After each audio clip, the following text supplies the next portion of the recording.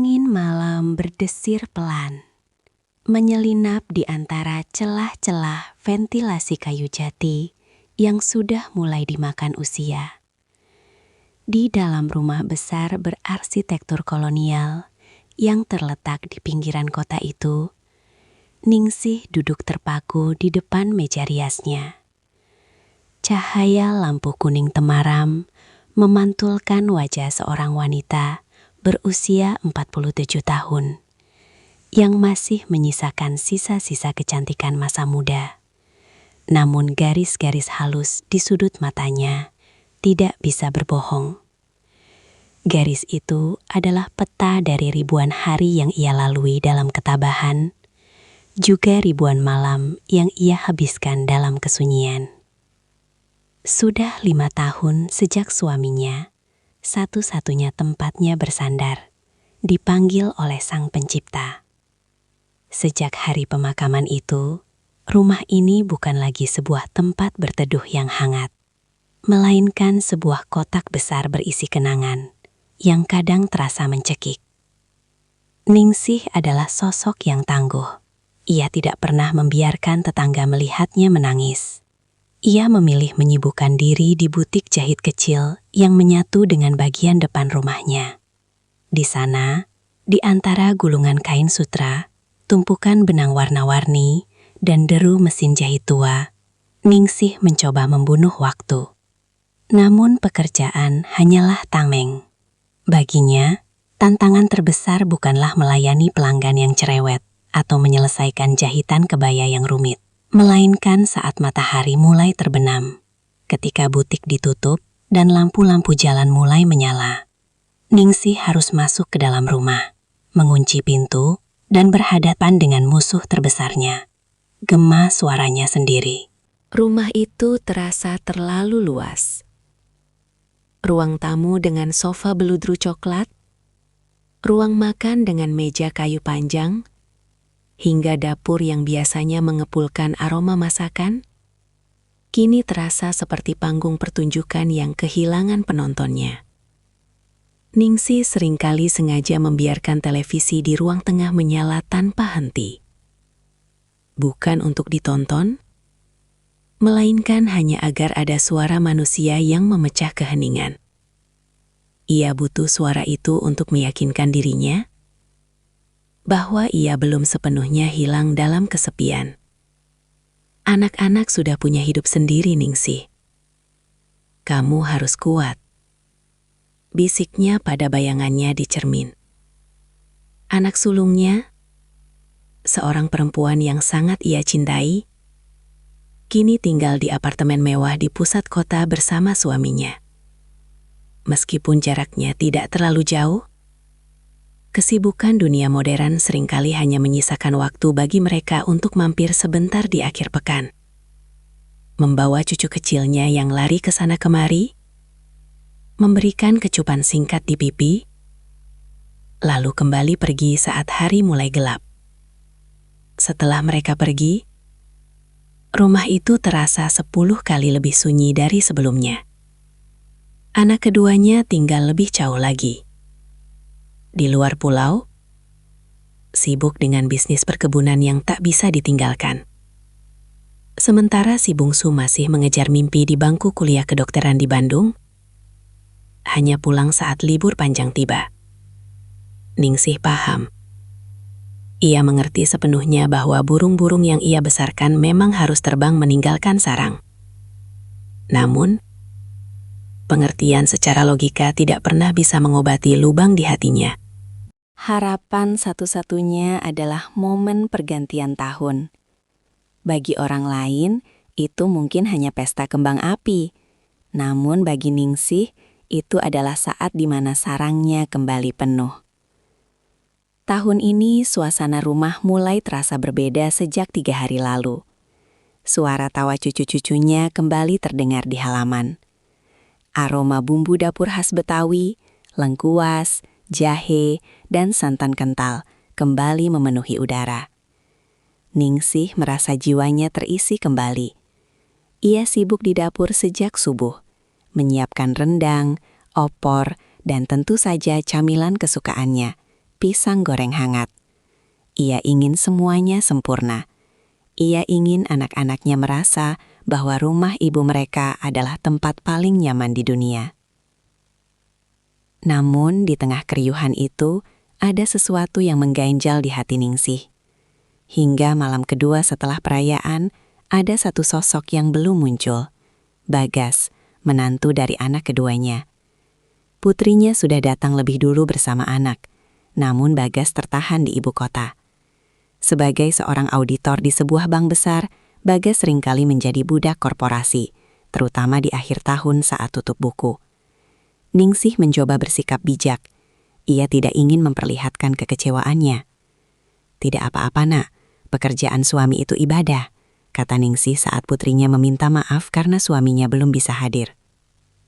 Namun jauh di dalam lubuk hatinya, Ningsih merasa penasaran.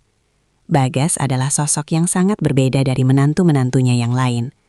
Pria itu berusia 35 tahun, bertubuh tegap, namun selalu membungkuk sopan jika berbicara. Masalahnya, Bagas hampir tidak pernah berbicara kecuali ditanya. Ia adalah pria yang pendiam, seolah-olah ada rahasia atau beban berat yang ia simpan rapat di balik tatapan matanya yang teduh. Selama bertahun-tahun menjadi mertua, Ningsih selalu merasa ada tembok yang tak terlihat antara dirinya dan Bagas. Bagas tidak pernah mengeluh, tidak pernah berdebat, dan selalu mengikuti apapun keinginan istrinya tanpa banyak protes. Namun Ningsih, dengan insting seorang wanita yang sudah banyak makan asam garam kehidupan, bisa merasakan bahwa kebisuan Bagas bukanlah tanda bahwa ia kosong, melainkan tanda bahwa ia terlalu penuh. Penuh oleh sesuatu yang tidak tahu bagaimana cara mengeluarkannya. Malam semakin larut. Di luar, suara sisa-sisa kembang api sesekali masih terdengar di kejauhan. Anak-anak Ningsih sudah mulai masuk ke kamar masing-masing setelah seharian bercengkrama. Ningsih sendiri masih duduk di ruang tengah, menatap jam dinding yang jarumnya berdetak seirama dengan detak jantungnya yang gelisah. Rumah ini kembali sunyi secara perlahan, satu persatu lampu kamar dipadamkan. Ningsih menghela napas panjang. Ia bangkit dari duduknya, merapikan toples-toples kue kering yang isinya sudah berkurang setengah. Ia merasa senang melihat rumahnya ramai, namun ia juga tahu bahwa keramaian ini hanya pinjaman. Dalam beberapa hari, mereka semua akan pergi lagi, dan ia akan kembali menjadi janda tua yang menunggu telepon dari anak-anaknya. Tiba-tiba, suara deru mobil terdengar di halaman depan. Lampu sorot mobil menembus kaca jendela ruang tamu, menyapu dinding-dinding kayu jati dengan cahaya putih yang tajam. Ningsih menoleh, jantungnya berdebar sedikit lebih cepat. Itu Bagas. Akhirnya dia sampai. Ningsih bergegas menuju pintu depan, merapikan daster batiknya yang sedikit kusut. Saat pintu dibuka, udara dingin malam langsung menyergap kulitnya. Di sana, di bawah lampu teras yang temaram, Bagas berdiri sambil membawa tas pundak kecil. Wajahnya tampak sangat kuyu, matanya merah karena kekelahan, dan ada garis kekelahan yang sangat dalam di keningnya. "Selamat malam, Bu. Maaf Bagas baru sampai." Suara Bagas terdengar rendah, hampir seperti bisikan yang pecah. Ningsih menatap menantunya itu. Ada dorongan aneh di dalam hatinya untuk memeluk pria itu, bukan sebagai mertua, melainkan sebagai sesama jiwa yang tampak sedang memikul beban dunia di bahunya. Namun, Ningsih hanya tersenyum hangat, senyum seorang ibu mertua yang bijak. "Masuk, Gas. Makan dulu. Ibu punya pisang goreng dan kopi kalau kamu mau," jawab Ningsih. Bagas hanya tersenyum tipis, senyum yang sangat kaku. Ia mengangguk pelan, lalu melangkah masuk ke dalam rumah. Ningsih menutup pintu jati yang berat itu, menguncinya rapat-rapat. Ia tidak tahu bahwa dengan mengunci pintu itu, ia juga baru saja mengunci dirinya sendiri dalam sebuah rangkaian kejadian yang akan mengubah hidupnya selamanya. Di ruang tengah yang remang-remang itu, Gema sunyi yang tadi ia takuti perlahan menghilang, digantikan oleh kehadiran sosok pria yang diam-diam menyimpan badai di dalam dadanya. Dan di malam yang dingin itu, benih dari sebuah rahasia besar mulai tertanam di balik dinding rumah jati milik Ningsih. Malam kelima setelah puncak perayaan Tahun Baru, biasanya membawa suasana melankolis di rumah Ningsih.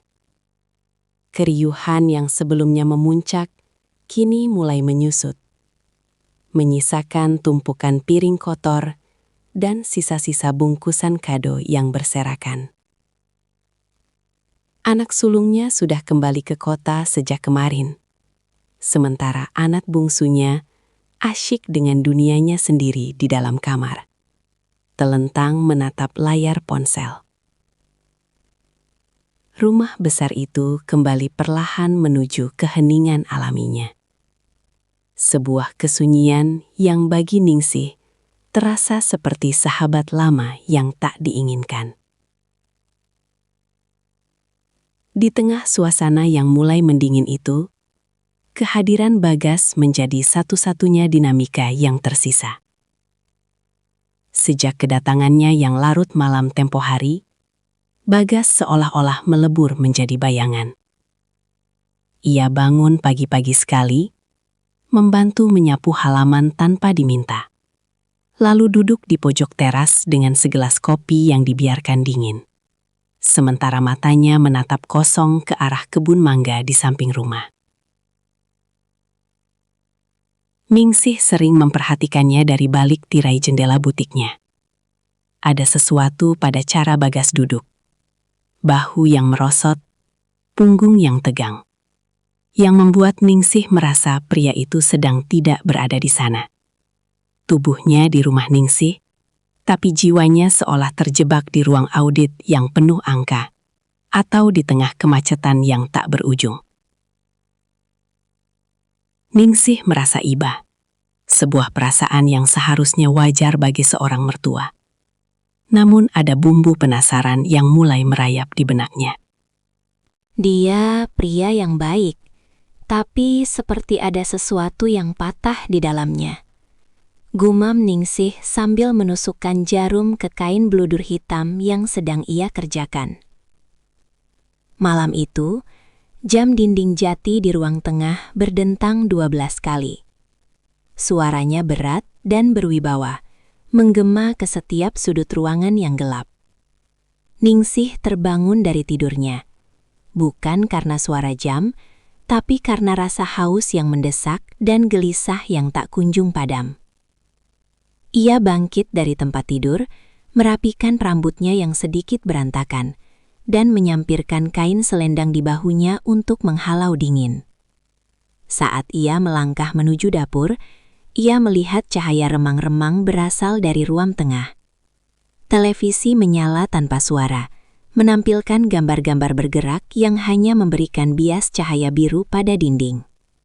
Di sana, di atas sofa coklat tua yang mulai kusam, Bagas duduk terdiam. Ia tidak sedang menonton, ia hanya menatap layar kosong itu dengan pandangan yang paling hampa yang pernah Ningsih lihat seumur hidupnya. Ningsih terhenti sejenak di ambang pintu dapur. Ia ragu untuk menyapa, takut merusak keheningan yang tampaknya sedang dinikmati, atau mungkin justru sedang menyiksa menantunya itu. Namun, perutnya terasa lapar, dan ia ingat masih ada beberapa sisir pisang kepok di atas meja makan. Bagas, belum tidur? Suara Ningsih memecah kesunyian, lembut namun cukup mengejutkan di tengah malam yang mati. Bagas tersentak kecil. Ia menoleh dengan gerakan kaku, seolah-olah lehernya sudah lama tidak digerakkan. Begitu melihat Ningsih, ia segera memperbaiki posisi duduknya dan mencoba memaksakan sebuah senyuman. Senyuman yang terlihat sangat melelahkan. Ibu, belum Bu. Mata saya belum mau diajak kompromi, jawab Bagas dengan suara serak. Ningsih berjalan mendekat. Ibu juga sama, haus sekalian mau goreng pisang. Kamu mau? Dari tadi sore belum makan banyak kan? Ibu lihat piringmu tadi masih sisa. Bagas tampak ragu sejenak. Namun aroma pisang kepok yang sudah ranum di atas meja seolah menjadi undangan yang sulit ditolak. Boleh Bu, biar saya bantu. Gak usah, kamu duduk saja di situ. Biar ibu yang kerjakan. Sudah biasa ibu mah, jam segini masih melek. Tolak Ningsih halus. Ningsih melangkah ke dapur, menyalakan kompor gas yang memercikan api biru di kegelapan. Ia mulai mengupas pisang, membelahnya menjadi 2, lalu mencelupkannya ke dalam adonan tepung terigu yang sudah ia campur dengan sedikit garam dan vanili. Suara desisan minyak panas saat pisang dimasukkan ke dalam wajan menjadi satu-satunya melodi di dapur itu. Bau harum pisang goreng yang manis segera memenuhi ruangan, mengalahkan bau apek debu di sudut-sudut rumah tua. Beberapa menit kemudian, Ningsih keluar membawa sepiring besar pisang goreng yang masih mengepulkan uap panas, dan 2 gelas teh tawar hangat. Ia meletakkan nampan itu di meja rendah di depan Bagas, lalu duduk di kursi rotan di samping sofa. Ayo dimakan, mumpung masih hangat. Kalau sudah dingin, tepungnya keras, ajak Ningsih. Bagas mengambil 1 potong, meniupnya pelan, lalu menggigitnya. Enak Bu, pas manisnya. Mereka makan dalam diam selama beberapa saat. Hanya terdengar bunyi renyah dari tepung yang digigit dan detak jam dinding yang seolah semakin nyaring karena tidak ada suara lain. Ningsih memperhatikan Bagas dari sudut matanya. Di bawah cahaya televisi yang redup, Bagas terlihat lebih muda, namun juga lebih rapuh. Ada garis-garis kehitaman di bawah matanya, tanda dari malam-malam panjang yang dilewati tanpa istirahat yang cukup. Kerjaan di kantor berat sekali ya, Gas. Ningsih membuka percakapan dengan hati-hati. Ia tahu pria pendiam seperti Bagas butuh pancingan yang lembut untuk bisa bicara. Bagas menghela napas panjang, sebuah napas yang terdengar seperti beban bertonton sedang diangkat sejenak dari dadanya. Begitulah Bu, akhir tahun selalu jadi masa yang paling gila. Semua angka harus benar, semua laporan harus beres. Tekanannya bukan cuma dari atasan, tapi dari rasa takut kalau ada yang salah. Ia berhenti sejenak, menyesap teh hangatnya. Terkadang saya merasa hidup saya ini cuma deretan angka-angka Bu. Pergi pagi saat anak-anak masih tidur, pulang malam saat mereka sudah di alam mimpi. Di kantor dikelilingi kertas, di rumah kadang saya merasa asing di rumah sendiri. Ningsih terdiam. Kalimat terakhir Bagas seolah menghantam tepat di ulu hatinya. Asing di rumah sendiri? Bukankah itu yang ia rasakan selama 5 tahun ini? Meski ini adalah rumahnya, rumah tempat ia membesarkan anak-anaknya, ia seringkali merasa seperti tamu di sebuah bangunan kosong yang luas. Ibu mengerti, bisik Ningsih. Suaranya sedikit bergetar. Ibu sudah 5 tahun tinggal di sini sendirian. Kadang ibu bicara sama mesin jahit cuma supaya telinga ibu dengar suara manusia. Kesepian itu, dia tidak peduli kita punya uang atau punya keluarga. Dia cuma tahu cara masuk dan tinggal di dalam hati. Bagas menoleh, menatap mertuanya dengan tatapan yang berbeda dari sebelumnya. Selama ini ia melihat Ningsih sebagai sosok ibu mertua yang tegar, janda tangguh yang mandiri. Ia tidak pernah menyangka bahwa di balik kebaya rapi dan senyum ramahnya, Ningsih menyimpan luka sunyi yang sama besarnya dengan kegelisahan yang ia miliki. Ibu juga merasa begitu? Tanya Bagas lirih. Ningsih mengangguk pelan. Setiap malam, Gas. Setiap malam ibu duduk di sini, menonton televisi yang ibu sendiri tidak tahu ceritanya tentang apa, cuma supaya rumah ini tidak terasa seperti kuburan. Momen itu menjadi titik balik. Di antara aroma pisang goreng dan teh tawar, tembok es yang selama ini memisahkan mertua dan menantu itu mulai retak. Bagas tidak lagi merasa perlu menjaga jarak profesional sebagai menantu yang sopan.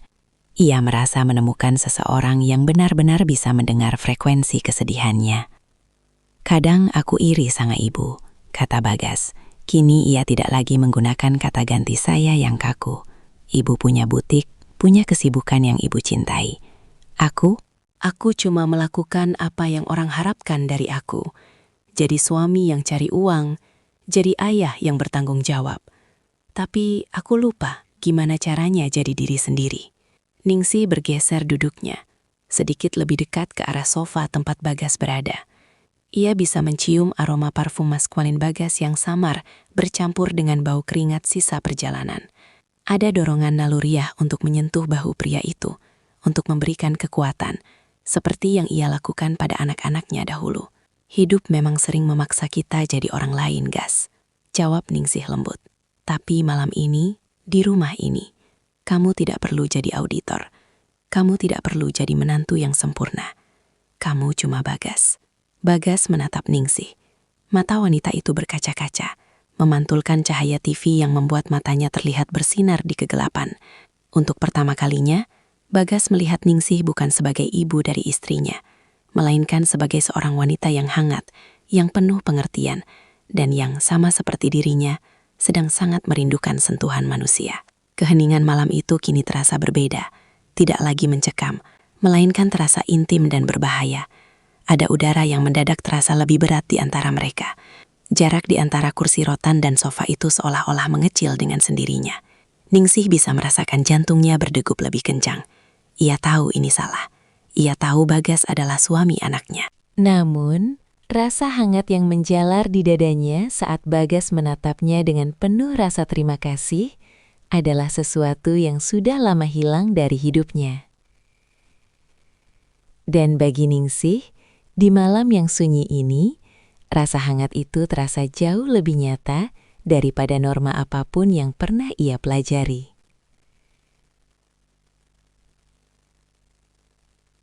Malam kelima itu baru saja dimulai, dan di ruang tengah yang remang-remang, rahasia besar itu mulai mengulurkan akarnya.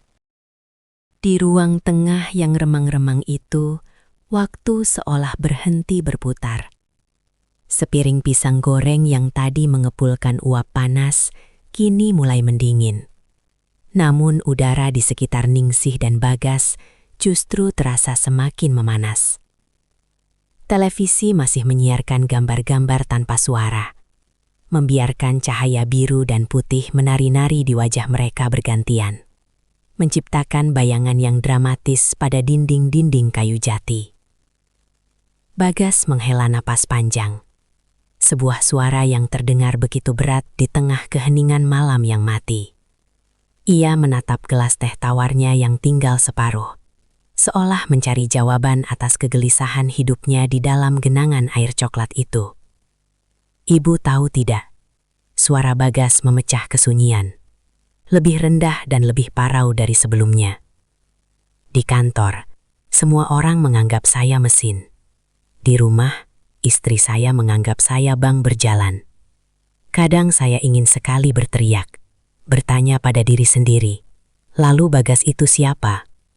Di mana Bagas yang dulu suka menggambar, yang dulu suka duduk diam di pinggir sungai hanya untuk melihat air mengalir?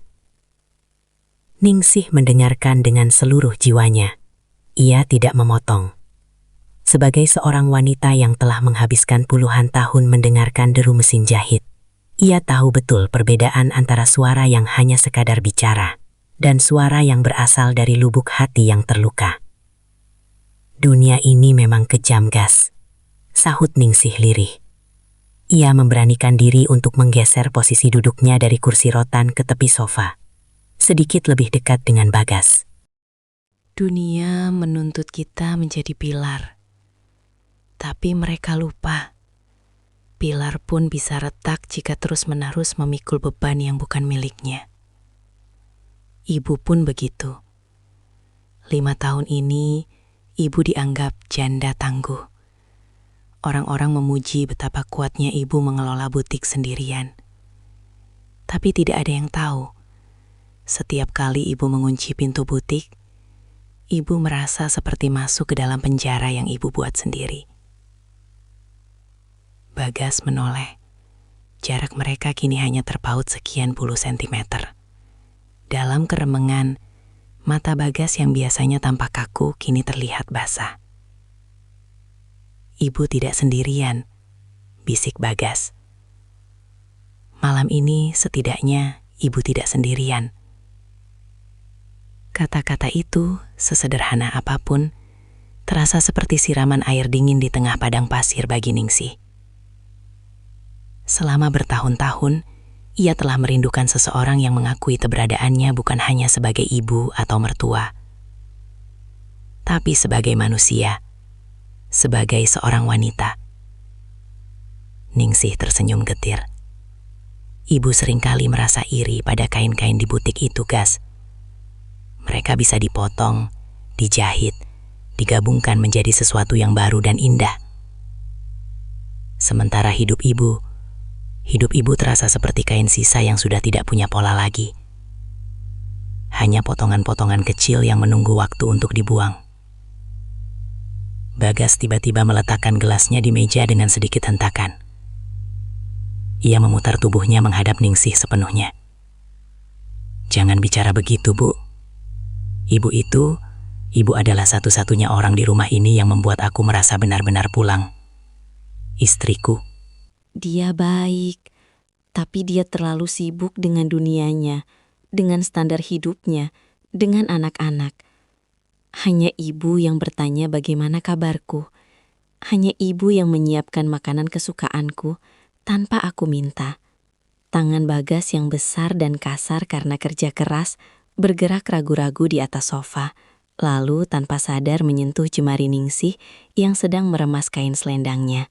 Sentuhan itu hanya sesaat, namun efeknya seperti sengatan listrik yang menjalar ke seluruh saraf Ningsih. Jantungnya berdebar kencang, sebuah sensasi yang ia pikir sudah mati terkubur bersama suaminya. Ningsih tidak menarik tangannya. Itu adalah kesalahan pertamanya. "Bagas, kita tidak seharusnya," bisik Ningsih, namun kalimatnya menggantung di udara. Ia tidak punya kekuatan untuk menyelesaikan peringatan itu, karena bagian lain dari dirinya, bagian yang kesepian dan rapuh, justru menginginkan sentuhan itu lebih dari apapun. "Aku tahu, Bu. Aku tahu ini salah," jawab Bagas. Suaranya kini terdengar seperti rintihan. "Tapi malam ini saja, biarkan aku merasa tidak sendirian.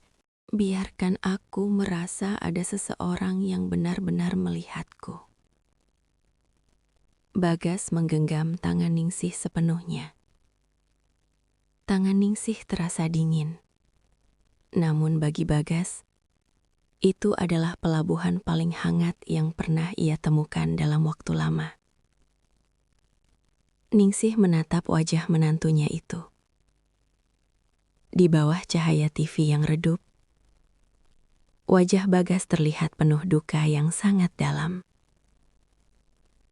Ningsih merasakan dorongan keibuan bercampur dengan sesuatu yang jauh lebih gelap dan mendalam.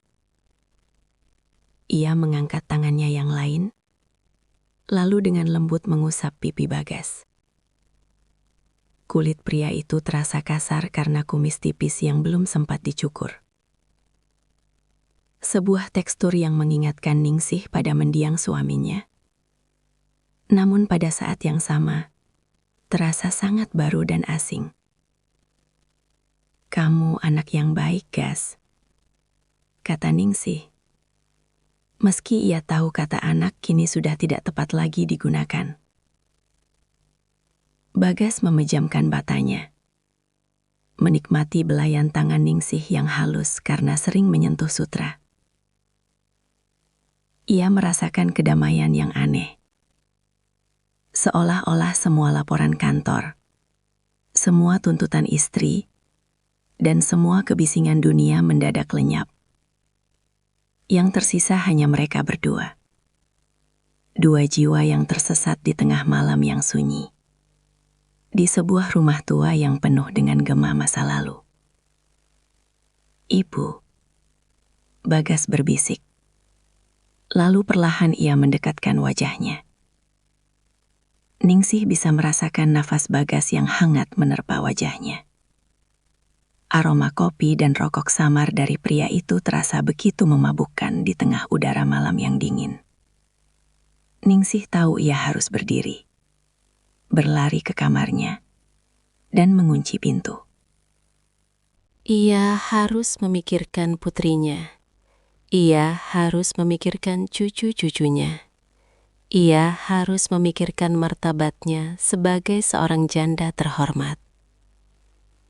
Namun, saat Bagas menyandarkan dahinya ke dahi Ningsih, semua nalar itu seolah-olah tersapu oleh gelombang kesepian yang selama ini ia bendung. Kesunyian malam kelima itu seolah-olah memberikan izin bagi mereka untuk menjadi egois. Di rumah yang gelap ini, di mana semua orang terlelap, mereka merasa seolah dunia telah melupakan mereka. Dan karena itu, mereka bebas untuk melupakan dunia. Hanya malam ini, bisik sebuah suara di dalam kepala Ningsih yang ia tahu adalah suara iblis. Namun terdengar seperti malaikat penyelamat bagi hatinya yang hampa. Bagas tidak lagi menahan diri. Ia merengkuh bahu Ningsih, menarik wanita itu ke dalam pelukan yang erat. Sebuah pelukan yang penuh dengan keputusasaan dan rasa lapar akan kasih sayang.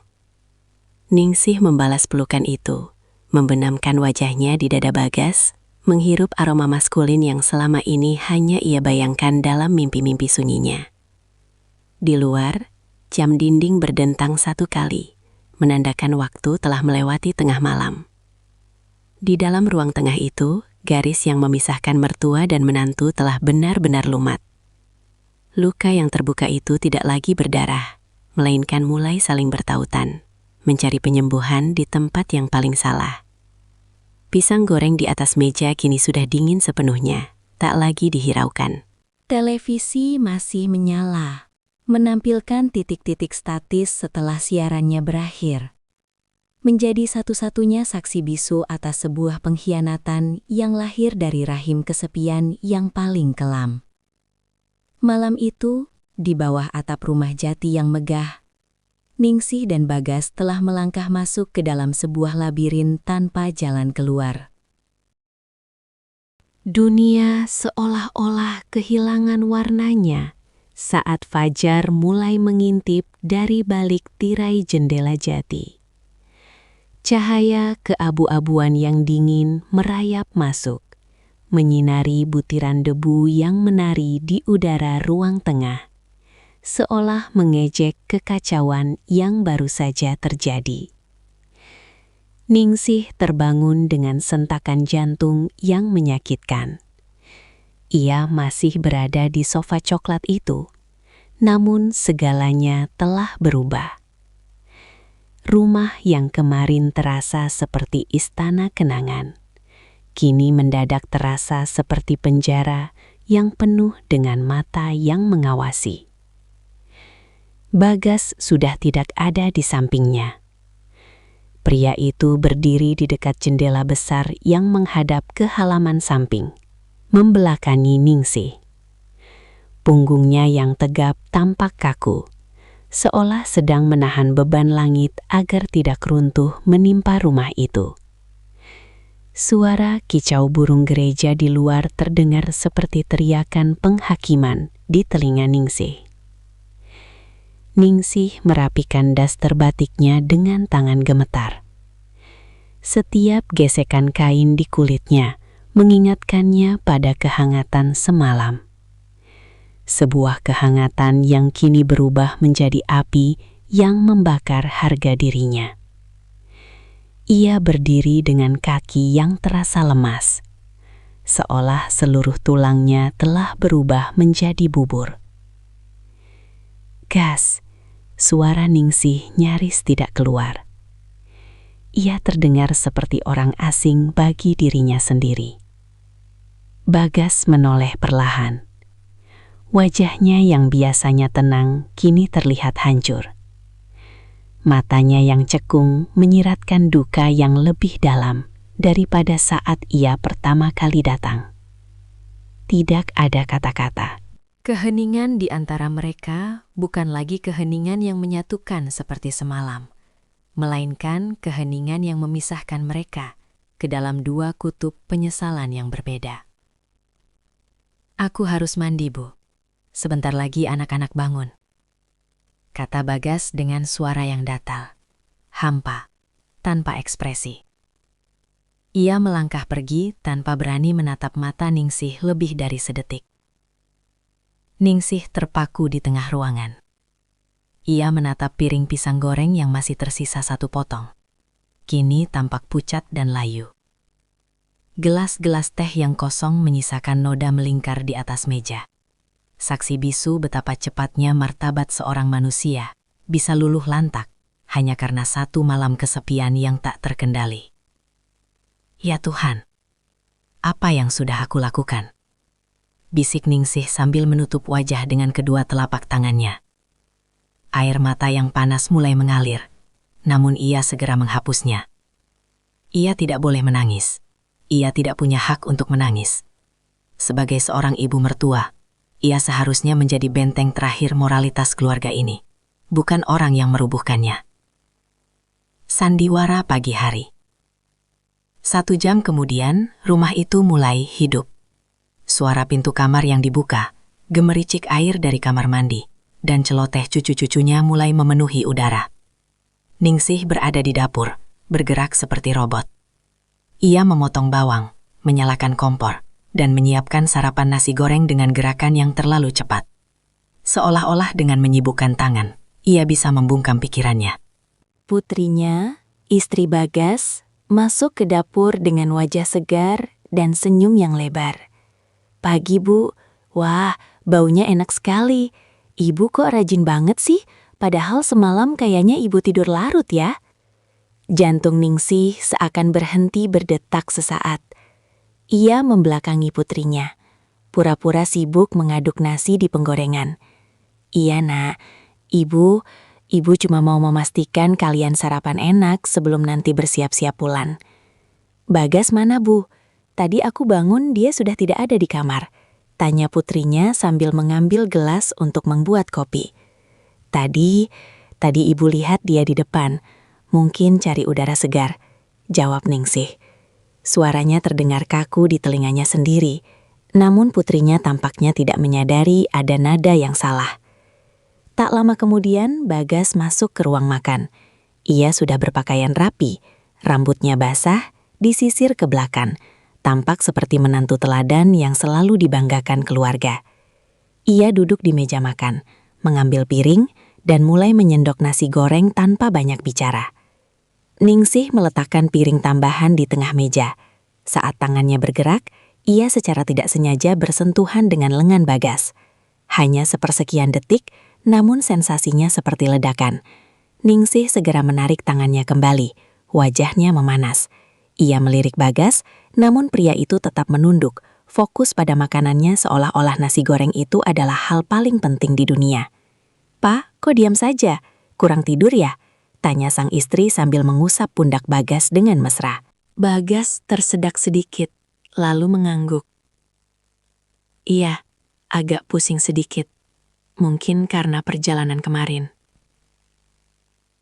Ningsih yang berdiri di dekat wastafel merasa dadanya sesak.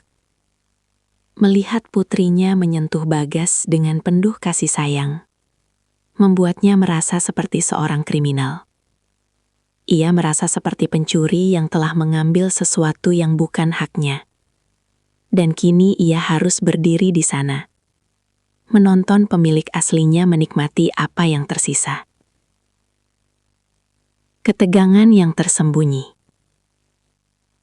Sepanjang pagi itu, suasana rumah terasa sangat mencekam bagi Ningsih dan Bagas. Di permukaan, semuanya tampak normal. Anak-anak bermain, cucu-cucu tertawa, dan obrolan tentang rencana kepulangan mengalir lancar. Namun, di bawah permukaan itu, ada arus bawah yang sangat kuat. Setiap kali mata Ningsih dan Bagas tidak sengaja bertemu, ada percikan ketegangan yang membuat udara seolah-olah berlistrik. Ada rahasia besar yang menggantung di antara mereka. Sebuah rahasia yang jika meledak, akan menghancurkan hidup semua orang yang ada di ruangan itu. Ningsih berusaha keras untuk tidak menunjukkan gelagat aneh. Ia berbicara lebih banyak dari biasanya, tertawa pada lelucon cucunya dengan sedikit terlalu keras, dan terus-menerus bergerak. Ia takut, jika ia diam barang sedetik saja, wajahnya akan mengkhianati perasaannya.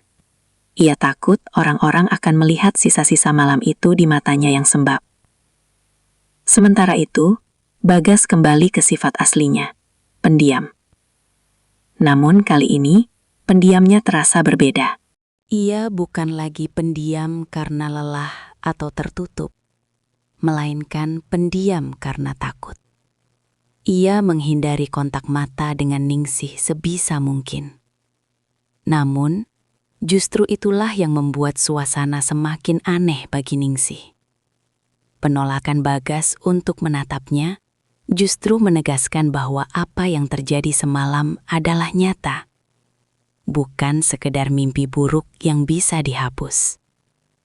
Menjelang siang, saat anak-anak sedang berkemas di kamar, Ningsih pergi ke teras samping untuk mengambil jemuran kain serbet. Di sana, ia menemukan Bagas sedang berdiri sendirian, merokok dengan terburu-buru. "Gas," panggil Ningsih lirih. Bagas menoleh, matanya terlihat liar sesaat sebelum kembali layu. "Bu, kita tidak bisa melakukan ini. Ini salah. Ini gila. Ibu tahu, Gas. Ibu tahu," jawab Ningsih dengan suara yang hampir pecah. "Kita harus melupakan semuanya. Anggap saja semalam tidak pernah terjadi. Demi mereka, Gas. Demi anak-anak." Bagas membuang puntung rokoknya dan menginjaknya dengan keras. "Bagaimana caranya melupakan sesuatu yang terasa begitu nyata, Bu? Setiap kali aku melihat istriku, aku merasa seperti iblis. Kamu harus bisa, Gas. Kamu harus kuat." Ningsih mendekat satu langkah, namun segera berhenti. Ia menyadari bahwa jarak di antara mereka kini bukan lagi sekedar jarak fisik, melainkan jurang moral yang sangat dalam. "Ibu akan menyimpan ini sampai mati. Kamu juga harus begitu. Jangan pernah katakan pada siapapun. Selamanya." Bagas hanya menatap Ningsih dengan pandangan yang penuh penderitaan. Ia ingin berkata sesuatu, mungkin sebuah permintaan maaf, atau mungkin sebuah pengakuan bahwa ia tidak menyesal sepenuhnya. Namun, suara putrinya yang memanggil dari dalam rumah memutus momen itu. "Pah, tolong bantu angkat kopar." Bagas menarik napas panjang, merapikan bajunya, dan kembali memakai topeng menantu sempurna. Ia berjalan melewati Ningsih tanpa menoleh lagi.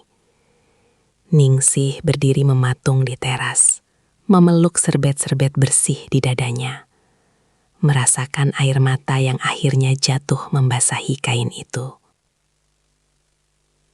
Ia menyadari bahwa mulai hari ini, kesepian yang ia rasakan akan memiliki rasa yang baru. Bukan lagi kesepian karena ditinggalkan, melainkan kesepian karena menyimpan rahasia yang paling kelam. Ia telah menyelamatkan keluarganya dari kehancuran dengan kesepakatan diam ini. Namun ia telah menghancurkan jiwanya sendiri dalam prosesnya. Ambang jurang itu masih ada di sana, menganga lebar. Dan Ningsih tahu, meskipun ia tidak jatuh ke dalamnya, ia akan selamanya berdiri di tepiannya, menatap kegelapan yang ia buat sendiri. Mobil SUV perak milik Bagas perlahan bergerak mundur, meninggalkan jejak ban di atas tanah halaman yang masih basah oleh embun pagi. Ningsih berdiri di teras, tangannya melambai dengan kaku, sementara wajahnya dipaksa untuk tetap mengulas senyum terbaik yang bisa ia ciptakan. Di dalam mobil itu, putrinya melambaikan tangan dengan riang, sementara cucu-cucunya menempelkan wajah ke kaca jendela sambil berteriak, "Dadah nenek, nanti main lagi ya. Hanya Bagas yang tidak menoleh. Matanya terpaku lurus ke depan. Kedua tangannya mencengkram kemudi dengan begitu kuat hingga buku-buku jarinya memutih. Bagi dunia luar, itu adalah pemandangan perpisahan keluarga yang manis. Namun bagi Ningsih, deru mesin mobil itu terdengar seperti lonceng kematian bagi ketenangan jiwanya. Begitu mobil itu hilang di tikungan jalan, Ningsih menurunkan tangannya. Seketika itu juga, senyumnya luruh, digantikan oleh gurat kelelahan yang luar biasa. Ia berbalik dan masuk ke dalam rumah. Saat pintu jati itu tertutup dengan suara dentum yang berat, Ningsih merasa seolah-olah seluruh oksigen di dalam rumah itu mendadak lenyap. Rumah itu kembali sunyi.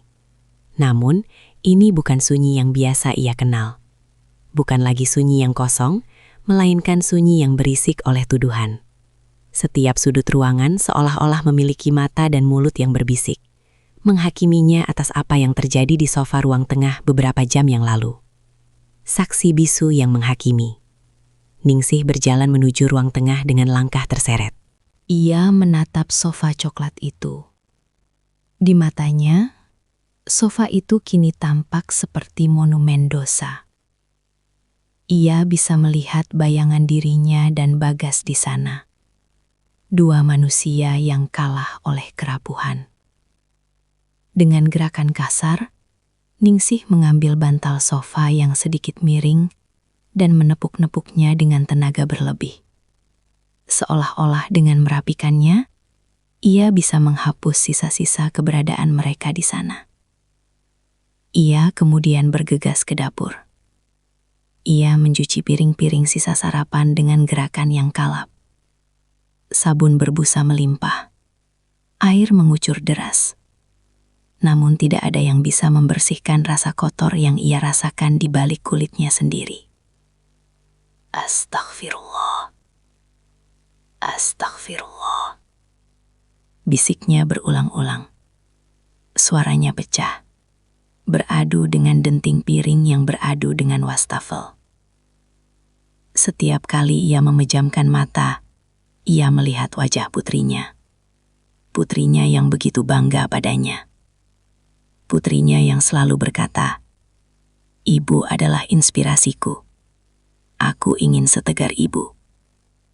Kata-kata itu kini terasa seperti belati yang dihunuskan tepat ke jantungnya. Ia merasa seperti serigala berbulu domba yang baru saja memangsa kebahagiaan anaknya sendiri dalam satu malam kegilaan. Candu yang menyesakan. Namun, di tengah rasa jijik pada dirinya sendiri, ada sisi gelap di hati Ningsih yang menolak untuk melupakan.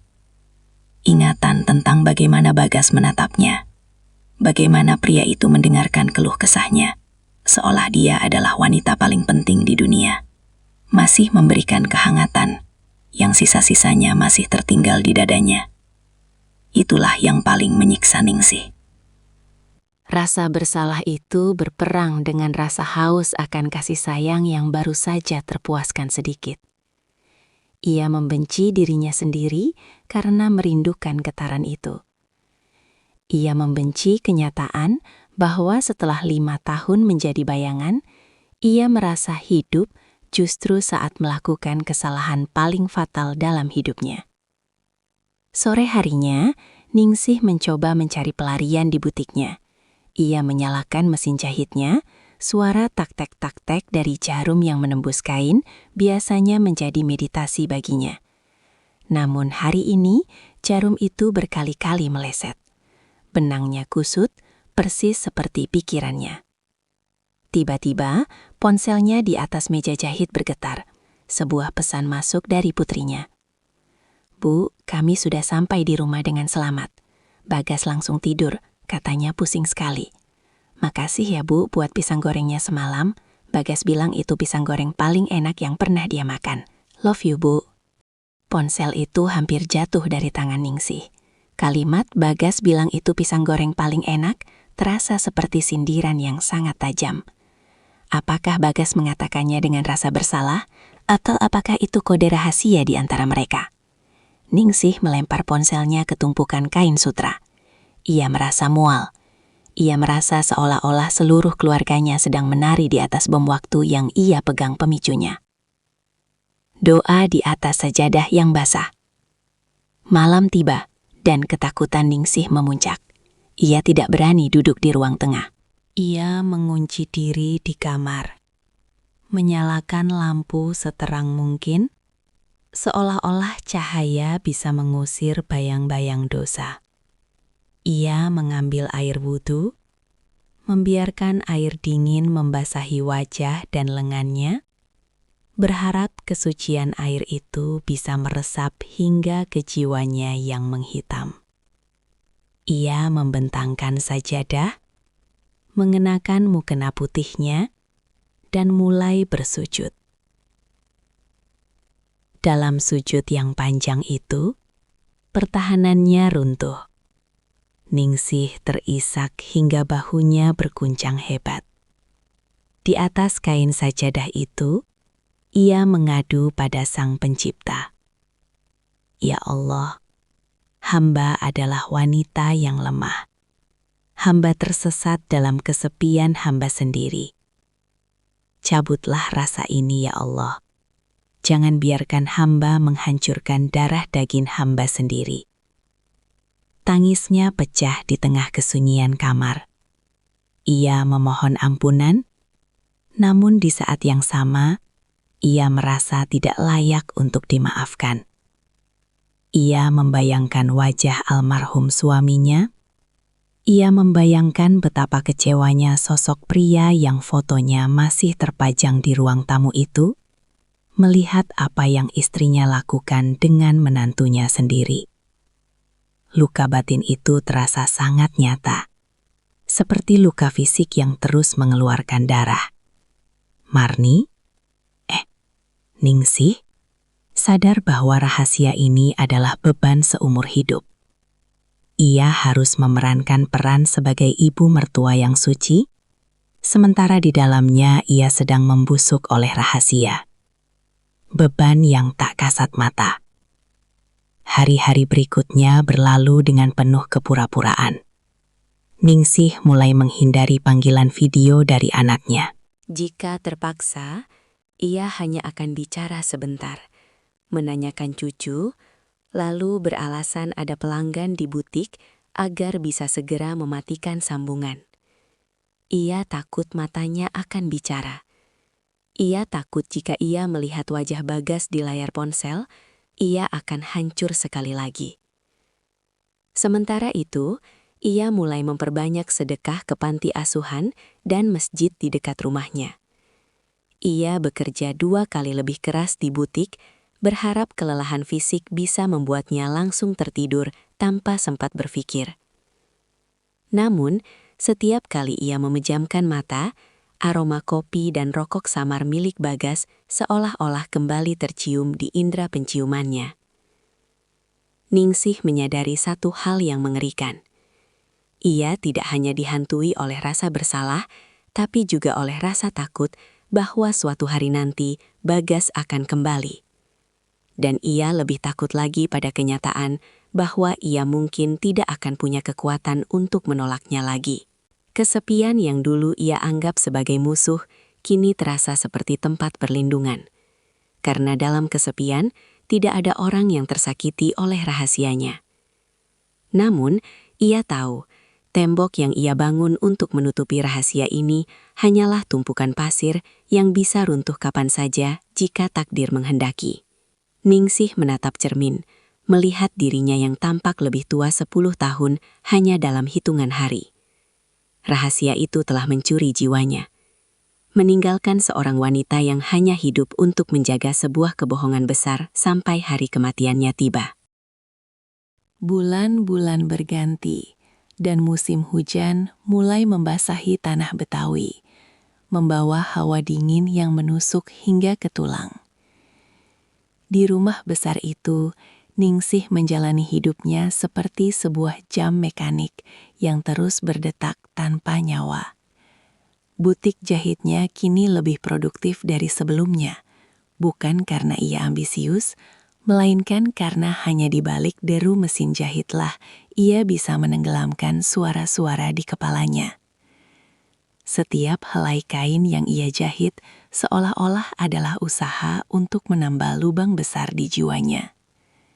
Namun, ia tahu beberapa luka tidak bisa ditutup dengan benang sekuat apapun. Rahasia malam tahun baru itu tidak pernah terucap lagi. Antara Ningsih dan Bagas tercipta sebuah kesepakatan diam yang lebih kokoh daripada tembok beton. Mereka adalah dua orang yang saling berbagi kematian di dalam diri mereka masing-masing. Pertemuan yang menyakitkan. Ujian terberat datang saat Idul Fitri tiba, beberapa bulan setelah kejadian itu. Rumah Ningsih kembali penuh. Anak-anaknya pulang, termasuk putri keduanya bersama Bagas dan cucu-cucu mereka. Ningsih harus mengenakan topeng paling sempurna yang pernah ia buat. Ia memasak ketupat, menyiapkan rendang, dan tersenyum menyalami tetangga, seolah-olah ia adalah janda paling suci di lingkungan itu. Saat Bagas melangkah masuk ke rumah, suasana mendadak terasa hampa bagi Ningsih. Pria itu tampak lebih kurus, rambutnya sedikit memutih di bagian samping, dan matanya kini memiliki kedalaman duka yang permanen. Pertemuan yang menyakitkan. Ketika tiba giliran Bagas untuk sungkem, mencium tangan Ningsih sebagai mertuanya, seluruh tubuh Ningsih menegang. Tangan mereka bersentuhan, singkat, namun rasanya seperti aliran listrik yang membakar. Bagas menundukkan kepala sangat dalam. Suaranya bergetar saat mengucapkan kalimat formal. Mohon maaf lahir dan batin, Bu. Maafkan semua kesalahan Bagas. Ningsih menatap ubun-ubun menantunya itu. Air matanya hampir jatuh, bukan karena haru kemenangan Idul Fitri, melainkan karena ironi yang begitu pahit. Iya, Gas. Ibu juga minta maaf. Semua sudah Ibu maafkan. Semoga kita semua bisa menjadi orang yang lebih baik. Jawab Ningsih dengan suara yang hampir tercekat di tenggorokan. Di ruang tamu, di depan anak dan cucunya, mereka adalah mertua dan menantu yang saling menghormati. Namun di dalam batin, mereka adalah dua orang asing yang terikat oleh rantai dosa yang tak terlihat. Bagas tidak pernah lagi berlama-lama di dapur atau ruang tengah. Ia lebih banyak menghabiskan waktu bermain dengan anak-anaknya atau berpura-pura tidur lebih awal. Mereka saling menghindari, bukan karena benci, tapi karena melihat wajah satu sama lain adalah cara tercepat untuk memanggil kembali rasa bersalah yang menyesakkan dada. Penebusan yang sunyi. Tahun-tahun berlalu dengan cepat. Anak bungsu Ningsih lulus kuliah, putri sulungnya pindah ke luar negeri, dan Ningsih semakin menua. Rambutnya kini memutih sepenuhnya.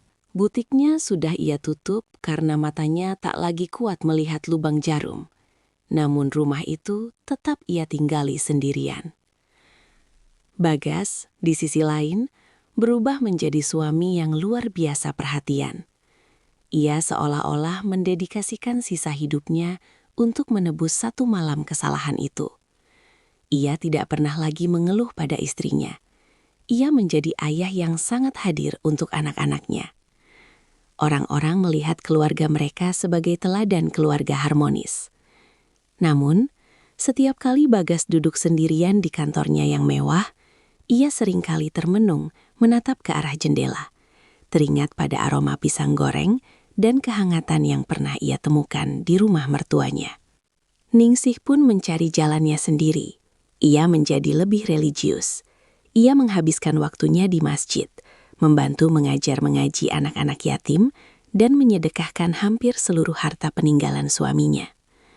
Ia berharap Tuhan melihat usahanya untuk membersihkan noda yang tak terlihat itu. Namun setiap kali ia bersujud, bayangan malam itu tetap muncul, bukan sebagai kenangan manis, melainkan sebagai pengingat akan kerapuhan manusia. Senja yang tak terelakkan. Suatu sore di usianya yang ke-65, Ningsih duduk di kursi rotan di teras samping, tempat ia dan Bagas pernah berbicara. Ia menatap matahari yang perlahan tenggelam, mewarnai langit dengan semburat jingga dan ungu yang megah. Tubuhnya mulai sering sakit-sakitan, dan ia tahu waktunya mungkin tidak lama lagi. Telepon genggamnya bergetar. Sebuah video call dari cucunya, yang kini sudah beranjak remaja. Di latar belakang, ia melihat Bagas sedang memanggang daging di halaman belakang rumah mereka. Tampak bahagia dikelilingi anak-anaknya. Bagas sempat menoleh ke kamera, melambaikan tangan, dan tersenyum tipis pada Ningsih. Ningsih membalas senyuman itu. Di momen itu, Ningsih menyadari sesuatu. Rahasia ini telah mengubah mereka menjadi orang yang lebih baik melalui cara yang sangat menyakitkan. Mereka menjadi lebih rendah hati, lebih waspada terhadap godaan, dan lebih menghargai keluarga, karena tahu betapa mudahnya semua itu dihancurkan. Rahasia ini akan mati bersamaku, bisik Ningsih pada angin senja. Ia tidak pernah menyesal telah memberikan kehangatan pada jiwa yang lapar malam itu. Namun, ia akan selamanya menyesali pengkhianatan yang menyertainya. Baginya, itu adalah salib yang harus ia panggul sendirian. Ia telah memilih untuk diam, membiarkan dirinya sendiri yang terbakar oleh api rasa bersalah, agar anak-anaknya tetap bisa hidup dalam cahaya kebahagiaan yang terang benderang. Penutup, Gema di Rumah Jati. Beberapa tahun kemudian, Ningsih berpulang dengan tenang di kamarnya. Saat pemakaman, Bagas berdiri paling depan di samping liang lahat. Ia membantu menurunkan jenazah mertuanya itu dengan tangan yang gemetar hebat. Saat tanah mulai menutupi papan kayu, Bagas membisikkan doa yang tidak didengar oleh siapapun, kecuali tanah dan Tuhan. Terima kasih, Bu. Terima kasih sudah menjaga rahasia ini. Dan maafkan aku, isaknya pelan, tertutup oleh suara talqin yang dibacakan Ustadz. Rumah jati itu akhirnya dijual. Barang-barang di dalamnya dibagikan atau dibuang. Sofa coklat di ruang tengah berakhir di gudang barang bekas. Kain-kain di butik disumbangkan. Fisik dari malam itu telah lenyap sepenuhnya. Namun di dalam hati Bagas, dan di dalam gema sunyi rumah-rumah yang mereka tinggali, kisah itu tetap ada. Sebuah pengingat abadi bahwa kesepian adalah kekuatan yang sangat besar. Ia bisa meruntuhkan gunung moralitas, namun ia juga bisa menjadi rahim bagi penebusan yang paling sunyi. Kisah Ningsih dan Bagas terkubur dalam-dalam di bawah tanah pemakaman yang tenang, menjadi sebuah rahasia besar yang takkan pernah terungkap oleh dunia, namun akan selalu diingat oleh Tuhan, sebagai bagian dari drama kehidupan manusia yang penuh dengan celah dan cinta yang salah arah.